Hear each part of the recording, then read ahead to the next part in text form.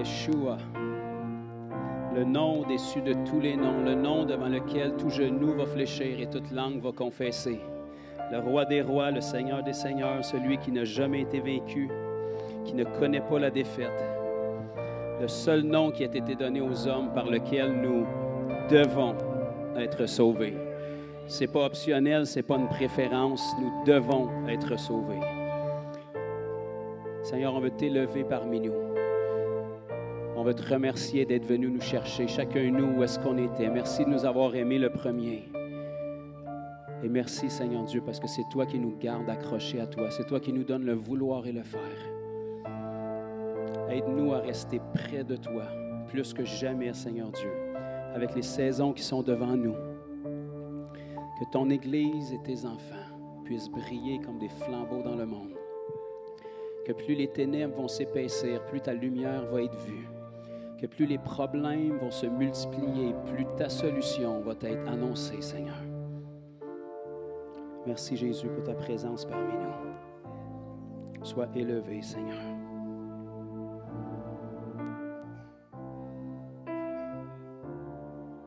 Sois élevé, Jésus. Seigneur, on ne veut pas seulement que tu trônes au ciel, on veut que tu trônes dans la pensée de nos frères et sœurs. Peu importe l'épreuve, peu importe l'obstacle, peu importe le mensonge qui a voulu construire une forteresse pour tenter de te détrôner des pensées, peu importe les situations de vie actuelles qui s'opposent à ta parole, Seigneur, on te prie de reprendre la place de roi et de Seigneur dans les pensées de mes frères et sœurs ici ce matin, dans le nom de Jésus. Ta parole est vraie, ta parole est inchangeable, ta parole est ferme, immuable, elle est oui et amen au nom de Jésus. Merci, Seigneur. Est-ce que quelqu'un peut glorifier Jésus ce matin, lui dire que vous l'aimez?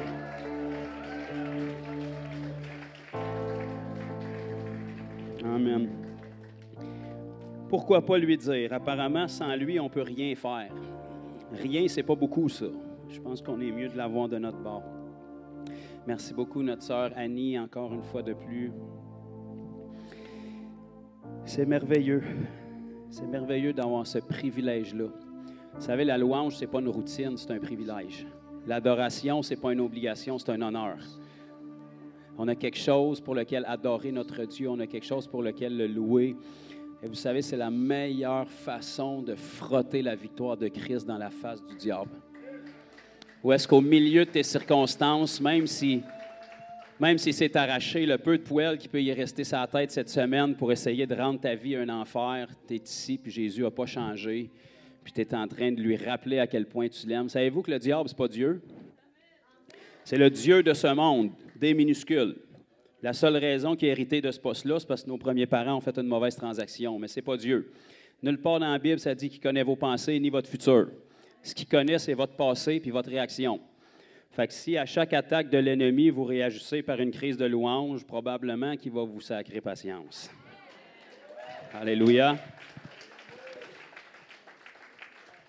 Donc, ce matin, on a des invités, comme j'ai dit, qui vont venir nous partager un petit peu plus d'informations et d'exhortations concernant la marche pour la vie. Juste avant ça, par exemple, je voulais qu'on puisse faire quelque chose qu'on fait pratiquement chaque semaine ici à Fondation. Et juste avant ça, je veux juste dire à tous les petits soldats, les enfants, vous pouvez descendre à l'église des enfants avec notre sœur Joanie, vêtue de Jésus ce matin, ça promet. Donc, Seigneur, on veut te prier pour tous les petits. Il n'y a pas de Saint-Esprit junior. Seigneur, on te prie que ton esprit puisse agir sur eux, que tu puisses les instruire dans tes voies, que tu puisses attirer leur cœur vers toi, Seigneur Dieu, afin qu'ils soient des outils entre tes mains toute leur vie et que jamais ils n'appartiennent au diable dans le nom de Jésus. Amen. Et donc, ce matin, je voulais juste qu'on puisse faire quelque chose, comme j'ai dit, qu'on fait pratiquement chaque semaine, c'est partager quelques témoignages, parce que si on sert un Jésus qui est ressuscité, ce que tout le monde a fêté la semaine passée, s'il est ressuscité, ça veut dire qu'il est vivant. S'il est vivant, ça implique qu'il est le même qui était hier, il est le même aujourd'hui, puis il va être le même éternellement. Fait que la dernière fois que j'ai vu dans ma Bible, Jésus était assez extraordinaire à son époque. Donc, s'il est le même aujourd'hui, puis qu'il est vivant dans nos vies, on devrait avoir des vies qui sont vivantes. Pas des morts chrétiennes, mais des vies chrétiennes. Donc, les mêmes œuvres qu'il faisait il y a 2000 ans, il devrait les faire encore aujourd'hui. Ce n'est pas juste pour remplir des pages d'un livre, c'est vraiment pour qu'on puisse vivre la parole. Donc, je vais juste vous partager quelques petits témoignages. Il y a une sœur qui va venir nous partager rapidement aussi qu'est-ce qu'elle a vécu. Donc, la semaine, je pense que ça fait 2 semaines déjà. Il y a 3 semaines, j'étais au Salon de la Femme à Montréal. Juste rapidement, si ça peut vous encourager, j'étais en partenariat cette année avec l'évangéliste Jonathan Rasier, qui était à notre grand rassemblement, et avec son église là-bas. Donc, je suis allé les aider. Le Salon de la Femme est sur 3 jours. Sur 3 jours, là-bas, on était capable de rejoindre environ entre 100 et 150 personnes qui ont eu leurs coordonnées, qui ont été guéries, touchées, délivrées. Et là-dessus, il y en a... Amen. Là-dessus, il y en a 50 qui ont été rejoints pour assister au culte de Pâques, si on peut dire, la semaine dernière, et être capable d'entendre l'Évangile et d'aller plus loin par après. Donc, gloire à Dieu pour ça. Beaucoup de miracles, évidemment, de gens qui ont été guéris de divers trucs. Et beaucoup de chocs aussi, parce qu'au Salon de la Femme, il y a du tapis partout. Fait que tout le monde qu'on priait, on pognait des chocs. Fait que c'était électrisant. Et donc, merci Seigneur, vraiment. C'est un très gros événement, là, le Salon de la Femme. Il y a beaucoup de femmes, je ne sais pas c'est pourquoi. Il y a beaucoup d'hommes qui veulent plaire à leurs femmes, qui suivent en arrière, tu sais, on voit qu'ils n'ont vraiment pas envie d'être là, mais ils sont des victimes de la grâce de Dieu quand même. Donc, gloire à Dieu pour ça. Et puis la semaine, 1 ou 2 semaines après, on était dans un marché de printemps ici à Granby. Pouvez-vous croire que Jésus voulait être là aussi, puis il y avait des choses à faire là-bas. Donc, on avait une table d'évangélisation aussi ici à la Griane pour un marché de printemps. Et puis, j'avais mon frère JF avec moi, puis on a une sœur qui s'appelle Josée, qui est avec nous, qui fréquente l'Église depuis, je ne sais pas, 4 semaines. 4 semaines déjà, donc elle a participé avec nous pour ce salon-là, puis je voulais qu'elle vienne nous partager un petit peu ce matin comment est-ce qu'elle avait vécu l'expérience. Elle va vous le raconter, tu peux venir, Josée. C'était pas sa première expérience d'évangélisation, proprement dit, pour parler de Jésus aux gens. Mais c'était sa première expérience, disons, dans un événement comme ça, d'après ce qu'elle m'a partagé. Donc, moi, j'oublie tellement parce que ça fait tellement que je fais, mais les gens que c'est leur première fois, souvent, bien, ils remarquent plus, il y a des choses qui les marquent plus. Fait que je voulais qu'elle nous partage son cœur sur ses points forts, qu'est-ce qui l'a touché, qui a été touché là-bas, etc. Bonjour. J'ai le cœur qui bat fort. Tu es vivante, c'est bon signe. Oui, exactement. Je vais essayer de placer mes idées. En fait, Jonathan, tantôt, il m'a approché, il dit « Veux-tu partager? » J'ai dit « Ben oui. » Il dit « C'est-tu la première fois que tu vivais ça? » En fait, moi, j'étais catholique avant, comme... ah oui, d'accord. On n'entend pas. Comme beaucoup de gens, étaient catholiques. Et je tremble, excusez, je suis un peu nerveuse. J'aime pas ça parler en avant. Donc, quand j'étais catholique, moi, j'ai été religieuse avant, j'étais nonne, oui. Pendant 7 ans, j'étais en communauté. Je cherchais ma vocation, puis je voulais donner vraiment ma vie à Jésus. Ensuite, quand je suis sortie, j'ai commencé mes études et là, j'ai rencontré les franciscains de l'Emmanuel qui ont été fondés à New York, dans le Bronx, par les franciscains du Renewal. Et je suis allée faire un stage, si on veut, aux franciscains du Renewal. Et on allait dans le métro et dans les rues, en fait, pour évangéliser. Et aussi à Montréal avec les franciscains de l'Emmanuel. Renewal, c'est la fondation pour les franciscains de l'Emmanuel qui sont maintenant... ils sont restés là-bas, eux autres, les franciscains du Renewal, mais il y a les franciscains de l'Emmanuel qui sont à Montréal. Vous me suivez? Je vais vite, là, excusez, j'étais un peu nerveuse. Donc...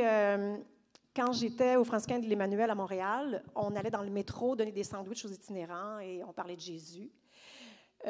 Cependant, chez les catholiques, j'ai rencontré des gens vraiment merveilleux, des gens qui aiment réellement Jésus. Mais bon, il y a près de 3 ans, je suis née de nouveau, ce que je ne connaissais pas, parce que je ne savais pas, parce qu'on n'en parle pas nécessairement dans l'Église catholique, et il me manquait vraiment quelque chose. Là, je vais-tu trop loin ou... C'est correct. Je me dépêche en même temps. C'est ça. On n'en parle pas beaucoup dans l'Église catholique. Donc, à un moment donné, moi, j'étais dans ma paroisse, puis je faisais le chant, puis je lisais la lecture le 3e dimanche, puis je servais la messe. Tu sais. Je voulais vraiment suivre Jésus, puis je voulais servir Jésus, puis je veux encore servir Jésus, évidemment, jusqu'à mon dernier souffle. Puis, à un moment donné, tu sais, j'ai crié à Jésus, j'étais en train de crever là. Tu sais. Dans l'Église catholique, en tout cas dans ma paroisse, puis dans beaucoup de paroisses, on ne prêche plus Jésus et surtout, il n'y a plus cette autorité qui en fait, font en sorte que la puissance en nous chasse les démons, guérit, etc. Bon. Ceci étant dit, je suis sur Facebook, puis je vois un reel de Jonathan. Donc, Jésus me parle. Jésus me parle par Jonathan. Écoute, je pense que j'ai tout écouté ce que Jonathan a fait jusqu'à maintenant, là. Tu sais, soir et nuit, matin, dans ma voiture. Moi, je travaille à Montréal, j'habite dans la Rive-Sud. J'écoute tout le temps. Ça me bénit beaucoup. Jésus me parle beaucoup par ses prédications. Là, c'est très solide, c'est très vrai. Ça m'a dérangé beaucoup. Oui, puis tu sais, Jonathan me faisait peur. En fait, une chance que Lisa m'a réconfortée parce que j'avais peur de lui. J'étais là, voyons donc, ça se peut pas. Et puis là, je le trouvais baveux en plus. Je me disais, aïe, aïe, ça se peut pas. Mais il y avait quelque chose en moi qui me disait, Josée, c'est ça. C'est ça. Right, exactement. Jésus me disait, c'est ça, Josée, c'est ça. Puis là, j'ai dit, OK, il faut que j'aille voir ça, tu sais. Fait que là, je suis montée à Fondation il y a 4 semaines. Puis, je pense que c'était Jonathan qui prêchait. Puis là, j'avais vu aussi les vidéos qu'il faisait dans les parcs et dans les salons ésotériques. Puis là, j'étais là, wow! Aïe, il y a quelque chose là-dedans qui fait que... qui manque. Oui, exactement. Tu sais, à un moment donné, quand tu sais qu'il y a quelque chose qui manque, il y a quelque chose qui manque. Et le quelque chose qui manque, c'était ça, être actif dans notre foi. Et quand je suis arrivée ici, puis que là, je ne me souviens même pas comment ça s'est passé. En tout cas, Jonathan, il m'a envoyé un vocal me disant, est-ce que tu veux faire le salon, la foire du printemps? Fait que là, j'ai fait, yes, je veux y aller, c'est clair. Mais là, tu sais, le malaise, ma chère me disait, non, on ne va pas là, voyons donc, Josée, tu vas passer pour quoi? Puis s'il y a des gens qui te connaissent en plus, ça n'a pas de bon sens, fais pas ça, tu sais. Hein? Non, mais tu sais, ça veut-tu pas, chère, là?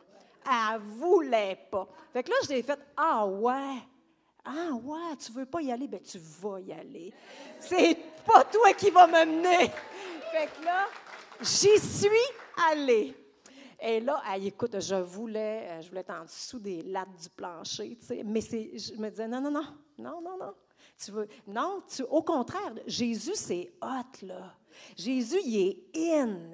Tu sais, alors donne-le puis annonce-le, tu sais. Fait que là, je suis arrivée puis j'étais un peu, tu sais, j'avais peut-être pas l'air, peut-être que oui, tu devais le sentir, que j'étais nerveuse, mais je fonçais. Tu sais, je fonçais. Bonjour, madame, bonjour, monsieur. Puis la fille n'a même pas d'expérience. En tout cas, j'y suis allée de même. Puis, tu sais, Jonathan, à un moment donné, il dit souvent, c'est parce que c'est écrit, là, vas-y, à un moment donné, tu veux quoi, là? Tu veux-tu qu'un ange t'apparaisse? Tu veux-tu que Jésus... Non, c'est pas ça. C'est écrit, vas-y. Tu as tout ce qu'il faut. Come on, là, let's go, tu sais. Fait que moi, je me suis fiée à ça. Je me suis fiée à ce qu'il dit. Parce que Jésus parle par lui. Fait que là, j'y suis. En tout cas, c'est ça. Fait que... j'ai vu, des jambes rallongées, tu sais, je veux dire, tu fais comme, à ta minute, là, c'est quoi l'arnaque, là? Mais il n'y a pas d'arnaque en arrière, tu sais. Ça change ma vie. Ça change ma vie, tu sais, je veux dire, je pourrais tellement en dire, là, mais ça change complètement ma vibe pour Jésus, en fait. Tu sais, et là, j'en parle à mon frère, celle qui fait mes cils, Jean-François, oui, c'est ça. Écoute, je vais faire mes cils jeudi, je pense, quelque chose comme ça. Fait que là, elle commence à me parler. Fait que là, j'ai écouté la vidéo de Jonathan, puis qui avait refait à Pâques. Tu sais, le jeu d'échecs, si tu t'en vas de l'autre côté, tu as une dette, puis tu ne pourras pas payer. Fait que là, je raconte tout ça, moi, là. Tu sais, je veux dire, anodinement, je lui raconte tout ça. Fait que, tu sais, Jésus, en fait, me fait témoigner de même. Tu sais, genre, là, t'as pas... c'est pas compliqué, tu sais. C'est pas compliqué, en fait. Tu n'as pas besoin, justement, que d'anges t'apparaissent ou, comme tu dis, l'onction sur la langue, le feu. Mais non, tu sais, en fait, c'est simple comme ça, Jésus. C'est simple de même, tu sais.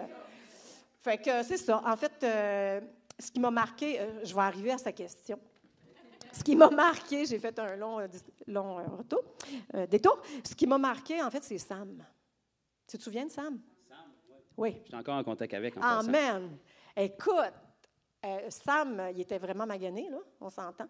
Il a été restauré physiquement, une bonne partie de sa restauration. C'est un ancien témoin de Jéhovah, mais je ne veux pas trop en dire parce qu'il ne faut pas que je divulgue les affaires, je ne sais pas. Mais lui, là, ça a fessé, là, c'est clair, tu sais. Mais des guérisons d'abord physiques, mais après ça, ça devient des guérisons de cœur, spirituel, esprit, psyché, psychologique et tout ça, là. Tu sais, ça a une portée énorme, là. Fait que, c'est ça, je pense que j'ai plus rien d'autre à dire, là, mais c'est vraiment, wow, tu sais, je veux dire, c'est ça. c'est magnifique. Puis, tu conseilles l'expérience? Pardon? Tu conseilles l'expérience? Oui, je conseille l'expérience, puis je veux encore en faire. Amen. C'est ça que... Il reste du monde à sauver au Québec. Je te le dis, là. Merci beaucoup, Josée. Eh bien, gloire à Dieu. L'homme en question de qui elle parlait, Samuel, son nom, un colosse, là, il devait faire plus grand que moi, encore plus gros, vraiment dur. Il était avec ses enfants et puis sa conjointe. Puis c'était un camionneur qui était très magané. Là. Je pense qu'il avait une coupe d'hernie, puis il avait le cou barré depuis quelques mois. Puis il a été instantanément guéri. Là. Son cou a débloqué, il n'en revenait pas. Son dos, il a été complètement guéri. Sa jambe a poussé de plus qu'un pouce. Puis quand il s'est levé, toutes ses raideurs étaient parties, toutes ses douleurs étaient parties, sa mobilité est revenue. Sa copine qui est arrivée par après était guérie aussi du sciatique coincé. Et puis après, on a commencé l'un l'autre à l'évangéliser. Puis comme elle a dit, il y avait un arrière-plan, là, sans taper sa tête de qui que ce soit, là, il y avait un arrière-plan religieux avec des souvenirs plus ou moins charmants là, de son passé. Mais il était quand même capable de faire la part des choses entre ce qu'il avait vécu et qui est Dieu réellement, mais il avait tassé un petit peu ça. Et puis, en tout cas, il a été vraiment profondément touché. Je suis encore en contact avec lui. Et puis là, il parle de nous à tout le monde qu'il rencontre. Donc, il y a du monde qui commence à m'ajouter sur Facebook. Donc, le but, c'est vraiment de l'amener au salut. Je pense qu'il n'est pas loin. Aussitôt que je vais avoir son contact de téléphone, je vais pouvoir parler avec lui.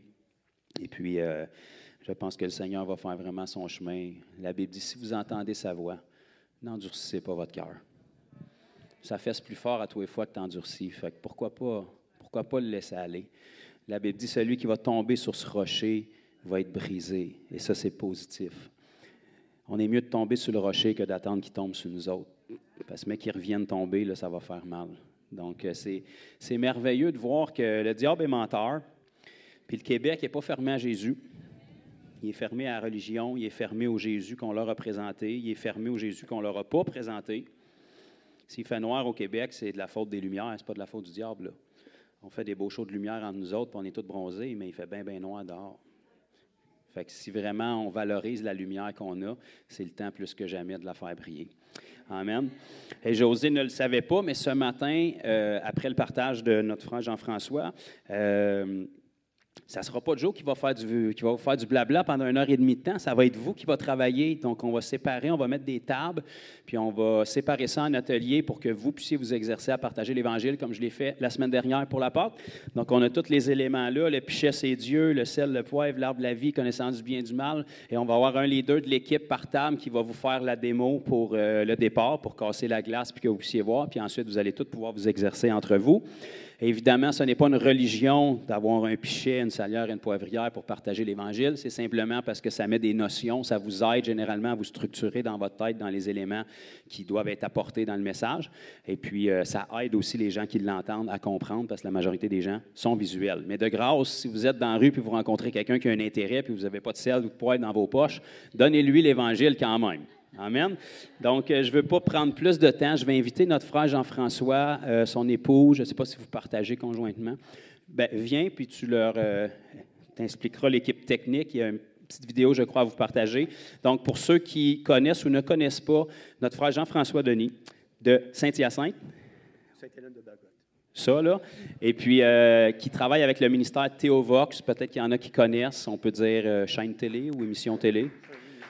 Donc, on est vraiment heureux de les recevoir. Merci en passant pour ce que vous faites pour le Seigneur. Quiconque fait quelque chose pour le Seigneur, moi, je suis d'accord avec ça. Si tu fais quelque chose pour faire connaître Jésus, peu importe la façon que ça va être fait, même si on peut diverger sur certains trucs, si Jésus est élevé puis des gens sont touchés, bien, moi, gloire à Dieu, puis on vous honore pour ce que vous faites. Sois libre. Merci dans un premier temps à toute l'équipe de l'Église Fondation, Pasteur Joe, de nous accueillir ici aujourd'hui pour vous présenter la deuxième édition de la Marche pour la vie. Mais juste avant, on va regarder la petite vidéo, puis je vous reviens dans 40 secondes.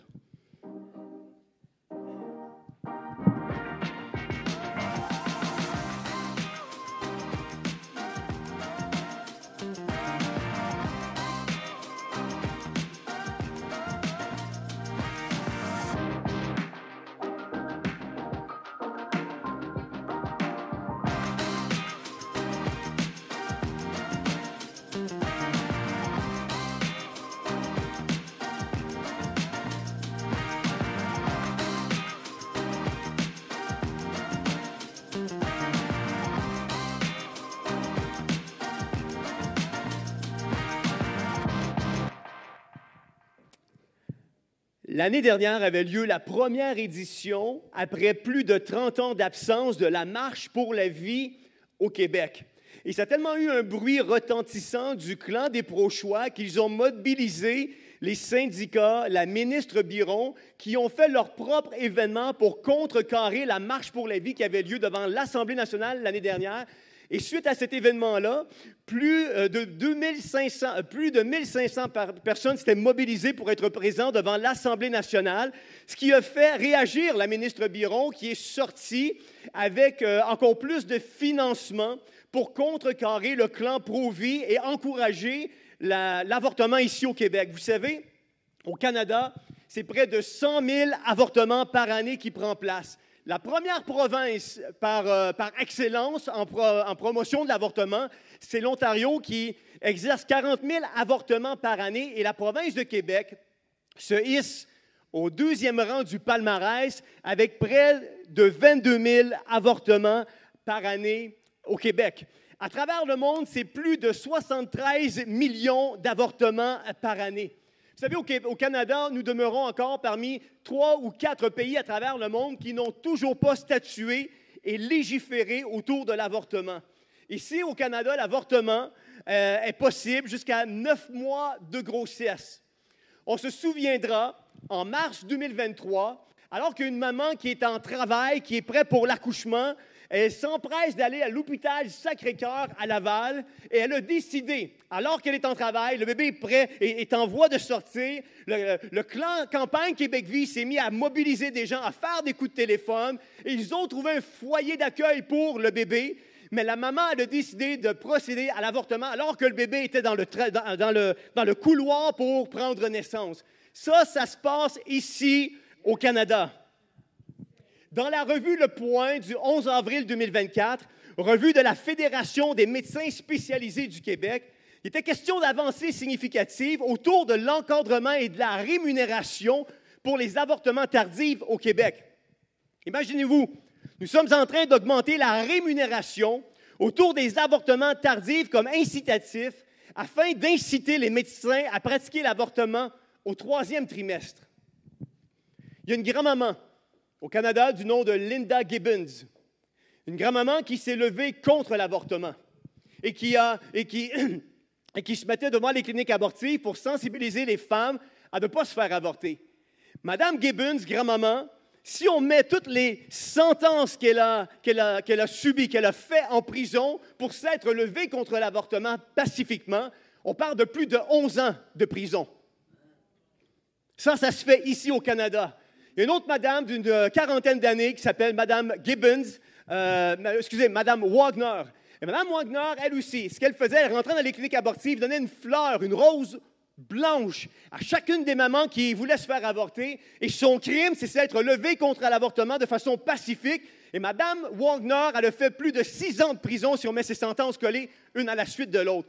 Vous savez, il y a des meurtriers qui font moins que ça pour des sentences, pour des crimes plus grave que se lever pour protéger la vie. Aujourd'hui, nous vivons dans une société qui fait la promotion de la mort et qui condamne la vie. La société dans laquelle nous vivons aujourd'hui est une société mortifère. Et lorsqu'on se lève pour la vie, nous nous faisons condamner sur la place publique. Le manque de considération pour la vie a entraîné l'établissement d'une loi favorisant le suicide assisté. Le nombre de personnes qui ont reçu une aide médicale à mourir au Canada a continué d'augmenter depuis l'introduction de l'aide médicale à mourir en 2016. En 2023, l'euthanasie a continué de croître au Canada avec des augmentations notables au Québec et en Ontario.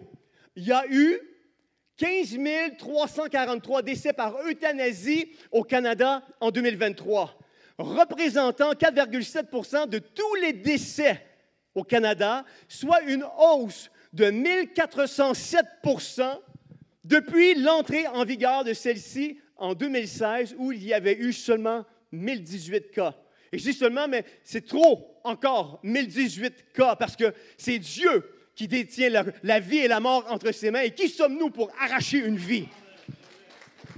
Ça représente 14 325 euthanasies de plus en 2023 par rapport en 2016 et 206 millions en frais de santé de moins chez Santé Canada.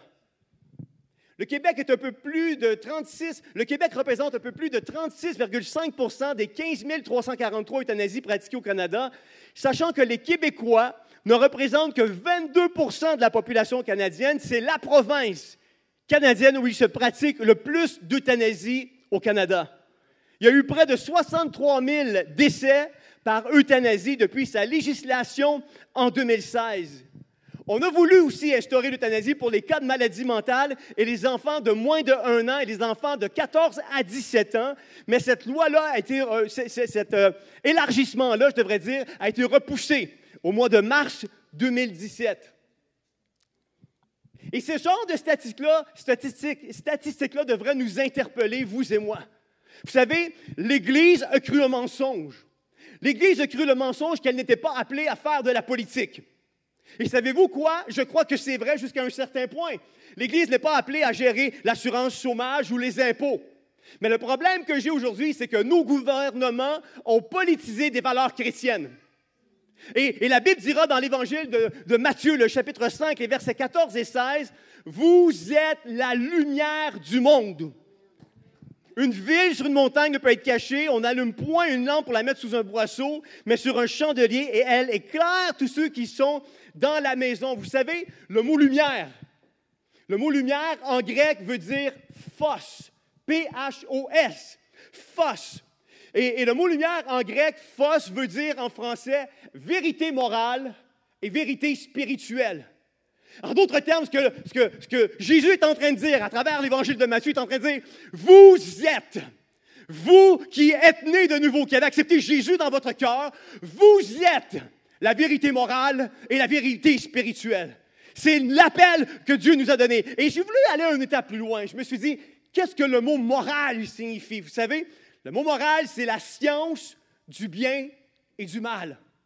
En d'autres termes, ce que Matthieu est en train de nous dire, à travers les paroles de Jésus, est en train de nous dire, vous êtes, vous, la science du bien et du mal. Vous êtes cette vérité morale et spirituelle. Et Jésus dira de lui-même dans l'Évangile de Jean au chapitre 8, le verset 12, Jésus qui parle encore au peuple et il dit, « Je suis la lumière du monde. » Jésus dira de lui-même, « Je suis la vérité morale et spirituelle. Je suis la science du bien et du mal. » Et ce qu'il est en train de dire, en d'autres termes, il est en train de nous dire, « Parce que je vis en vous, parce que je vis dans votre cœur, parce que ma présence vous habite, vous devenez par surcroît, à cause de ma présence en vous, cette vérité morale et spirituelle, cette science du bien et du mal. Et nous sommes appelés à refléter cette lumière de Jésus dans les ténèbres. Amen. Est-ce qu'on peut donner un bon applaudissement au Seigneur? L'Église n'est pas persécutée parce que l'Église a cessé de se lever.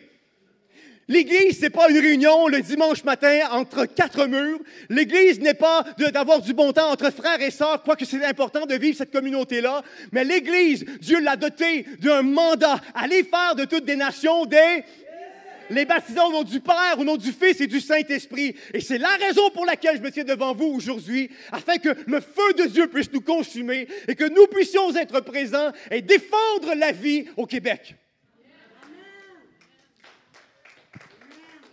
Dieu va nous dire dans le Proverbe 31, les versets 8 à 9, « Ouvre ta bouche pour le muet, pour la cause de tous les délaissés. Ouvre ta bouche, juge avec justice et défends le malheureux et l'indigent. » C'est pas normal aujourd'hui que l'endroit qui est censé être le plus sécuritaire pour un bébé dans le sein maternel est devenu l'endroit le plus dangereux pour un bébé dans le sein maternel.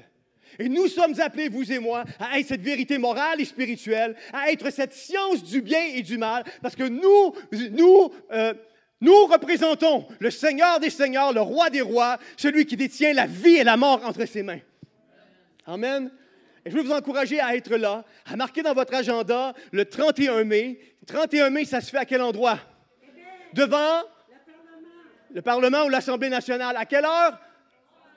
À 11 heures. Et ma prière, c'est que nous puissions encore une fois cette année à être nombreux, à être présents avec... on a rajouté quelque chose cette année. On a mis des poussettes vides. Si vous voulez être là et amener une poussette vide, pourquoi on a besoin de 50 à 60 poussettes vides? Parce que 22 000 avortements, si on le fractionne par 365 jours, c'est la mort de 60 bébés par jour. Et on veut frapper fort cette année en montrant qu'il y aurait pu avoir 60 bébés en 7 journées du 31 mai, mais il y a 60 bébés au Québec qui ne verront pas le jour à cause de mamans qui ont décidé, pour les raisons qui leur sont propres, parce que peut-être qu'elles ne connaissent pas Jésus. Et c'est la raison pour laquelle nous devrons être présents, afin de témoigner le nom de Jésus.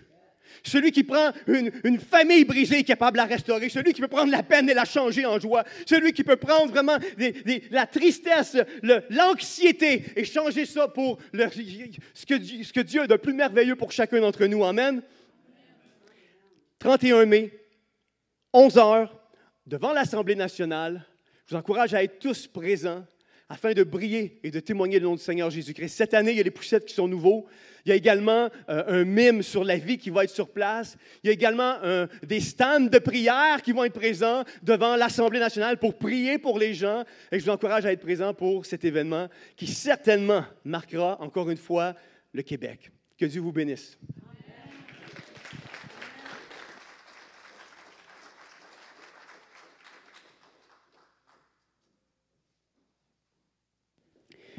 Ai-je besoin de rajouter quelque chose? Je pense que s'il y a une cible est touchée, c'est clair, net, précis. Donc, voilà qu'est-ce qu'il en est. L'année dernière, on avait descendu un autobus de l'Église ici pour aller à l'événement. Cette année, on n'a pas décidé encore de la procédure qui serait faite, mais d'ici la date de l'événement, on va vous informer des décisions qui vont être prises à l'Église, mais c'est quand même tout de même très important que vous sachiez, même si vous n'avez pas retenu peut-être tous les chiffres que notre frère Jean-François nous a partagés, vous comprenez un peu le portrait, vous comprenez où est-ce que les choses s'en vont, vous comprenez que nos valeurs chrétiennes versus ce qui s'est infiltré dans nos gouvernements sont de plus en plus en marge l'un de l'autre. Donc, vous êtes informés maintenant et ça, que vous soyez présent ou pas à la marche, ça peut être un sujet de prière. Un très bon sujet de prière, d'ailleurs. Parce que le seul qui peut vraiment changer la donne, même s'il va le faire à travers nous, bien, c'est le Seigneur Jésus. Fait que c'est important qu'on s'aligne avec son cœur et nos actions et nos prières, parce qu'en réalité, la liberté que Dieu a à agir ici-bas, c'est nous qui lui donne par nos paroles. Il nous a donné le pouvoir de lier et de délier. Ceux avec lesquels le Seigneur n'est pas d'accord, on doit s'y opposer, lier et délier dans la prière et aussi par nos actions pour que le Seigneur puisse agir. Donc, merci beaucoup, Jean-François, pour l'information. Et merci aussi pour toutes les recherches puis les efforts qui sont rattachés à ça pour que vous puissiez informer la majorité des Québécois qui, tristement, surtout nous en tant que croyants, on n'est pas toujours informés de ça parce qu'on ne peut pas s'imaginer que l'être humain peut se rendre à un tel point. Mais apparemment, oui. Donc, c'est important que... En fait, le Québec semble avoir besoin de Jésus. Et le Jésus qu'ils n'ont pas, ils vont le trouver dans ceux qui l'ont. Ils devraient le trouver dans ceux qui l'ont. Ça, c'est vous, c'est moi. Donc, pour continuer dans cette ligne-là ou en faire rebondir sur ce qui a été partagé concernant la vie, ce matin, on veut que vous soyez équipés, ou en tout cas mieux équipés pour être capable de partager la vie qui est Jésus, qui se fait par la bonne nouvelle. Donc, on va séparer des tables pour faire un petit atelier, là, si on pourrait dire, pour que vous soyez équipés à partager l'Évangile. Vous savez, ça, c'est quelque chose qui s'est beaucoup perdu depuis 2000 ans d'existence de l'Église.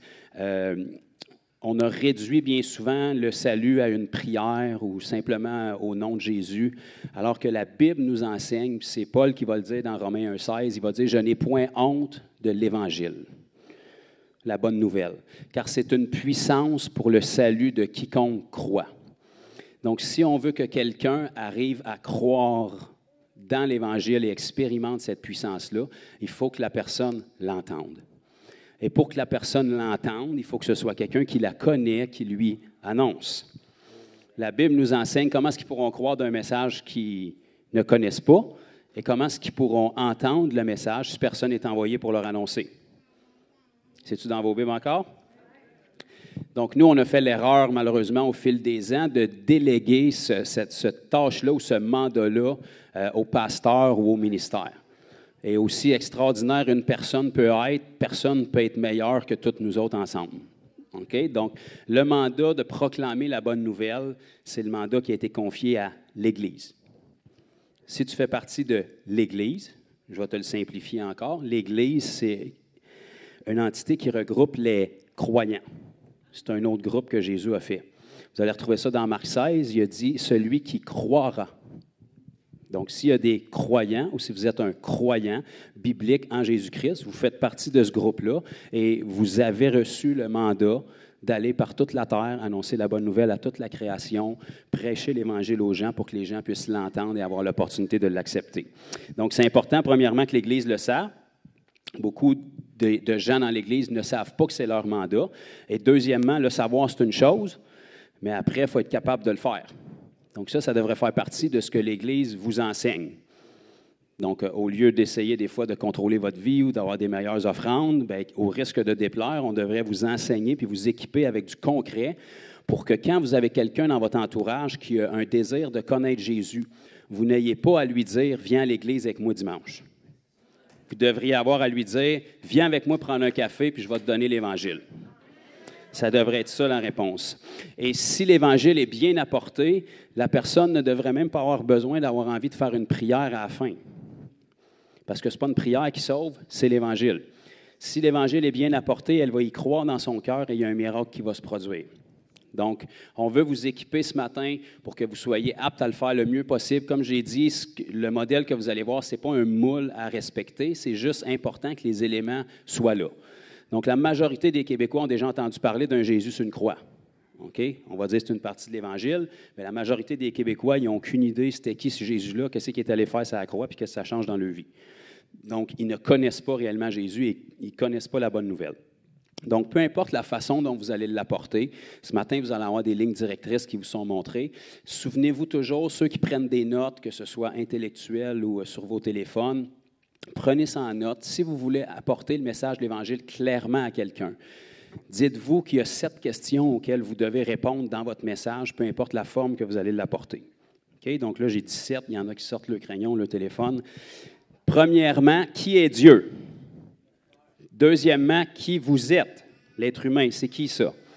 Troisièmement, où est-ce que vous êtes? On sait qu'on est sur la planète Terre, mais c'est quoi ça, la Terre? De où ça vient, puis où c'est que ça s'en va? Quatrièmement, qui est le diable? Parce qu'il est bien réel, puis même si ça dérange qu'on en parle, il est là. Ensuite, qui est Jésus? Qu'est-ce que Jésus a fait pour nous et comment vous pouvez répondre à ce qu'il a fait pour nous? Si dans la façon que vous apportez le message, vous êtes capable d'apporter réponse à ces 7 questions-là avant que la personne les pose, vous allez avoir placé des fondations, vous allez avoir répondu à toutes les excuses qui vont émerger de ça par après, et vous allez placer quelque chose de clair, que quand vous avez fini, la personne, elle a les informations nécessaires, puis elle a 2 options. Je comprends tout à fait ce que tu me dis, mais je préfère rester dans mes péchés, ou je comprends tout à fait ce que tu me dis, je suis prêt à ensevelir ma vie. Ça devrait être ça qui ressort de la façon dont on apporte l'Évangile, s'il est apporté clairement. Et ça, si vous avez une bouche, vous êtes capable de le faire. Puis il y a personne dans la vie qui est professionnel généralement à quelque chose du premier coup. C'est comme dans tout. Il faut commencer, il faut le faire. Et plus vous le faites, plus ça va devenir aisé. Les anges ne le feront pas pour vous. Ce n'est pas leur mandat pour l'instant. En ce moment, les anges n'ont pas la permission d'annoncer l'Évangile. Ils peuvent diriger quelqu'un vers vous pour que la personne l'entende, mais c'est un mandat qui a été confié à l'Église. En ce moment, les anges n'ont pas la permission même de guérir les malades. Ce n'est pas qu'ils n'ont pas la capacité, mais ils vont passer par vous pour le faire. Ils peuvent agir sur une déclaration que vous allez faire un commandement au nom de Jésus, mais ça fait partie des mandats qui ont été confiés à l'Église. Marc 16, Matthieu 28, c'est le même mandat que Jésus avait donné dans Matthieu 10 quand il les a envoyés, dans Luc 10 quand il a envoyé les 70. Dans quelques villes que vous entriez, guérissez les malades que vous y trouverez, dites-leur que le royaume de Dieu est proche. C'est une question de royaume. C'est ça qu'on s'en vient annoncer. L'Évangile, ce n'est pas une religion, ce n'est pas une dénomination. Notre sœur Annie a fait un merveilleux enseignement il y a quelques semaines sur le royaume de Dieu. Jésus est venu pour annoncer un royaume. Le royaume, il s'en vient que tu le veuilles ou pas, mais le Seigneur veut que tu en fasses partie. Donc, c'est important qu'on apporte le message dans cette mentalité-là. On ne s'en vient pas promouvoir une église, on ne s'en vient pas promouvoir une religion, on s'en vient annoncer une bonne nouvelle que l'humanité est en dérive, mais il y a quelqu'un qui nous tend la main gracieusement, qui est Jésus, pour nous en sortir. Donc, l'équipe va se rediviser. Je ne savais pas exactement comment on allait être, mais on a sorti 6 tables qu'on va installer. Il va y avoir, disons, un leader ou une personne de l'équipe par table qui va vous partager le message pour que vous puissiez voir un petit peu le modèle. Ceux qui étaient ici la semaine passée, bien, vous l'avez vu quand je l'ai présenté aux gens qui ont été baptisés la semaine dernière. Il y en a qui ont peut-être vu les modèles vidéo aussi sur les réseaux sociaux. Sinon, ce n'est pas grave. Les leaders vont le partager et puis après ça, vous allez avoir l'opportunité de vous exercer. C'est une chose de l'entendre, mais vous allez apprendre et retenir encore davantage quand vous le faites, quand vous le mettez en pratique.